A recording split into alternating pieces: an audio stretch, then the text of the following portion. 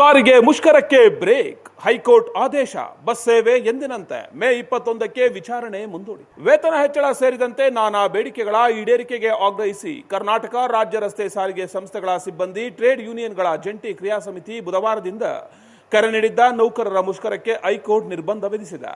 ಬೆಂಗಳೂರಿನಲ್ಲಿ ಮನೆ ಸಹಾಯಕರಾಗಿ ಕೆಲಸ ಮಾಡುವ ಸಿ ವೇದಾವತಿ ಹಾಗೂ ಕಟ್ಟಡ ಕಾರ್ಮಿಕ ಎಚ್ ವಿ ಶ್ರೀಧರ್ ಅವರ ಮುಷ್ಕರ ಪ್ರಶ್ನಿಸಿ ಸಲ್ಲಿಸಿದ್ದ ಸಾರ್ವಜನಿಕ ಹಿತಾಸಕ್ತಿ ಅರ್ಜಿ ಕುರಿತು ನ್ಯಾಯಮೂರ್ತಿಗಳಾದ ಸೂರಜ್ ಗೋವಿಂದರಾಜ್ ಹಾಗೂ ಡಾಕ್ಟರ್ ಮನ್ಮಥರಾವ್ ಅವರಿದ್ದ ರಜಾಕಾಲದ ವಿಭಾಗೀಯ ಪೀಠ ಮಂಗಳವಾರ ವಿಚಾರಣೆಯನ್ನ ನಡೆಸಿತು.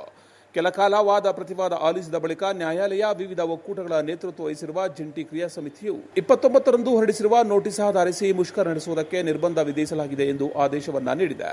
ಅಲ್ಲದೆ ಸಾರಿಗೆ ಸಚಿವರು ಅಥವಾ ಮುಖ್ಯಮಂತ್ರಿಗಳ ನೇತೃತ್ವದಲ್ಲಿ ಯಾವಾಗ ಜಂಟಿ ಕ್ರಿಯಾ ಸಮಿತಿಯ ಸಭೆ ನಡೆಸಲಾಗುವುದು ಎಂಬ ಕುರಿತು ಮಾಹಿತಿ ಪಡೆದು ವಾದ ಮಂಡಿಸಲು ಹೆಚ್ಚುವರಿ ಅಡ್ವೊಕೇಟ್ ಜನರಲ್ಗೆ 2 ದಿನ ಕಾಲಾವಕಾಶ ನೀಡಿದ ನ್ಯಾಯಾಲಯ ವಿಚಾರಣೆಯನ್ನ ಮೇ 21ಕ್ಕೆ ಮುಂದೂಡಿದೆ.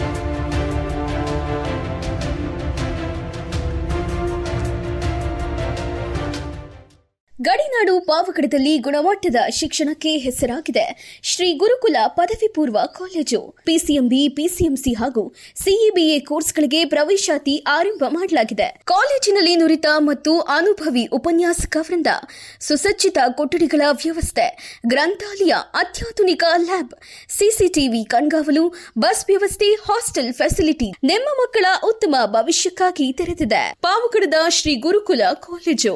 ಸಂಪರ್ಕಿಸಬೇಕಾದ ದೂರವಾಣಿ ಸಂಖ್ಯೆ 9448024739. ಚಾಲುಕ್ಯ ನ್ಯೂಸ್, ಜನರಿಗೋಸ್ಕರ.